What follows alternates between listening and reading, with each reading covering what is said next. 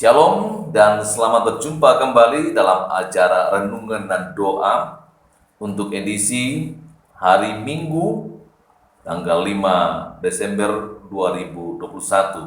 Minggu Advent yang kedua, minggu di mana kita akan menghayati cinta kasih Allah yang besar bagi dunia melalui Yesus Kristus. Sebelum membaca dan merenungkan firman Tuhan, mari berdoa. Kami bersyukur di hari yang kudus ini, hari Tuhan, hari Minggu. Dan kami mau mendengar firman Tuhan dan merenungkannya. Tuhan berkati dan Roh Kudus memampukan kami untuk memahami dan memeliharanya. Ampuni dosa kami Tuhan dan berfirmanlah. Kami telah siap mendengar. Di dalam nama Tuhan Yesus Kristus kami berdoa. Amin. Bacaan hari ini dari kitab Injil Lukas pasalnya yang ke-9 ayat 1 sampai 6. Firman Tuhan berbunyi, maka Yesus memanggil ke-12 muridnya, lalu memberikan tenaga dan kuasa kepada mereka untuk menguasai setan-setan dan untuk menyembuhkan penyakit-penyakit. Dan ia mengutus mereka untuk memberitakan kerajaan Allah dan untuk menyembuhkan orang. Katanya kepada mereka, jangan membawa apa-apa dalam perjalanan, jangan membawa tongkat atau bekal, roti atau uang, atau 2 helai baju. Dan apabila kamu sudah diterima dalam suatu rumah, tinggallah di situ sampai kamu berangkat dari situ.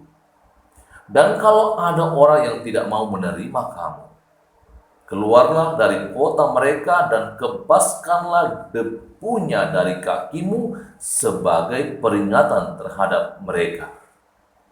Lalu pergilah mereka dan mereka mengelilingi segala desa sambil memberitakan Injil dan menyembuhkan orang sakit di segala tempat. Amin, demikian bacaan firman Tuhan. Hari ini saya beri judul renungan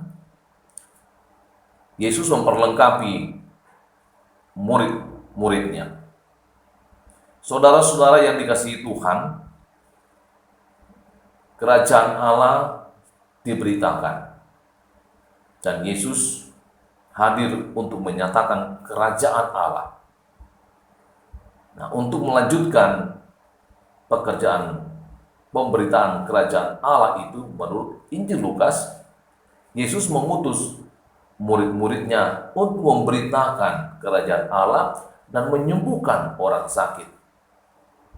Dan sebelum melaksanakan tugas pelayanan itu, Yesus memperlengkapi murid-muridnya dengan tenaga, kekuatan, bahkan ditambah dengan kuasa untuk menguasai setan. Seperti dalam teks ini disebut menguasai setan-setan dan menyembuhkan penyakit-penyakit. Itu tugas yang harus dilaksanakan oleh murid-muridnya, yaitu memberitakan Injil dan menyembuhkan orang sakit. Tidak boleh membawa apa-apa. Tidak boleh bawa tongkat, roti, uang, atau 2 helai baju. Mereka harus fokus pada tugas pelayanan yang diberikan oleh Yesus Kristus. Dan mereka pergi dengan sebuah peringatan. Jikalau orang menerima kamu, tinggallah di situ. Jikalau tidak, tinggalkan tempat itu. Kebaskan debu yang ada di kakimu sebagai peringatan akan mereka. Alhasil dalam teks pembacaan kita itu, mereka melakukan pemberitaan Injil dan menyembuhkan orang sakit di segala tempat. Di segala tempat di masa itu. Yang ditujukan kepada siapa? Yaitu kepada domba-domba yang hilang, umat Israel yang terhilang itu. Nah, tugas ini terus diberikan kepada kita. Sebelum Yesus dibangkitkan, tugas itu hanya terbatas di daerah-daerah di mana Yesus mengutusnya. Dan setelah Yesus bangkit, dari antara orang mati dan naik ke surga. Tugas itu meluas sampai sekarang dan terus di akhir zaman ini sampai zaman ini berakhir. Karena itu kepada kita selaku murid-murid Yesus Kristus, kita juga diperlengkapi dengan kuasa sebagaimana disampaikan Yesus Kristus kepada murid-muridnya. Kepadaku telah diberikan segala kuasa di surga dan di bumi. Karena itu pergilah, jadikanlah semua bangsa muridku. Baptislah mereka ke dalam nama Bapa, Anak, dan Roh Kudus. Ajarkan mereka melakukan segala yang kuperintahkan kepadamu, dan ketahuilah, aku menyertai kamu senantiasa sampai kepada akhir zaman. Dan kuasa yang ada pada Yesus itu diberikan kepada murid-murid, tenaga diberikan kepada murid-murid, dan kita pun diberi kuasa dan tenaga untuk memberitakan Injil itu ke seluruh dunia. Tugas kita memberitakan Injil, bukan membuat orang menjadi Kristen. Yang membuat orang percaya itu adalah pekerjaan Roh Kudus sendiri yang akan menggerakkan orang untuk percaya kepada Yesus Kristus. Ingat, Bapak Ibu Saudara-saudara yang dikasihi Tuhan, orang percaya, murid-murid kita ini diperlengkapi dengan kuasa menguasai setan. Menguasai setan-setan dan mengusir kuasa setan itu. Dan menyembuhkan orang dari penyakit. Karena itu, teruslah memberitakan Injil. Jikalaupun dalam hidup ini Tuhan perlengkapi dengan segala profesi, biarkanlah setiap profesi itu dekatkanlah kerajaan Allah. Jika belum, tetaplah berharap kepadanya, memohon supaya kerajaan Allah itu dekat dengan diri kita, dekat di hati murid-muridnya, dan kuasa yang diberikan kepada murid-murid Yesus juga diberikan kepada kita untuk memberitakan Injil dan menyembuhkan orang-orang dan sakit dan mengusir setan. 3 hal itu tidak dipisahkan dalam pelayanan pemberitaan Injil kerajaan Allah itu. Setiap Yesus memerintahkan murid-murid untuk memberitakan Injil, diperlengkapi dengan kuasa itu dan tenaga itu. Mari Bapak Ibu Saudara-saudara yang dikasihi Tuhan, di minggu Advent yang kedua ini kita tetap fokus pada pelayanan kita, yaitu memberitakan Injil dengan kuasa dan tenaga yang Tuhan berikan kepada murid-muridnya.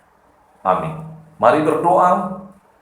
Terpujilah Engkau Tuhan yang memperlengkapi murid-murid-Mu dengan tenaga dan kuasa untuk menguasai setan-setan. Kiranya Roh Kudus terus memampukan kami untuk memberitakan Injil kerajaan Allah itu dan menyembuhkan orang dari penyakit, sebagaimana Tuhan memperlengkapi murid-murid Yesus.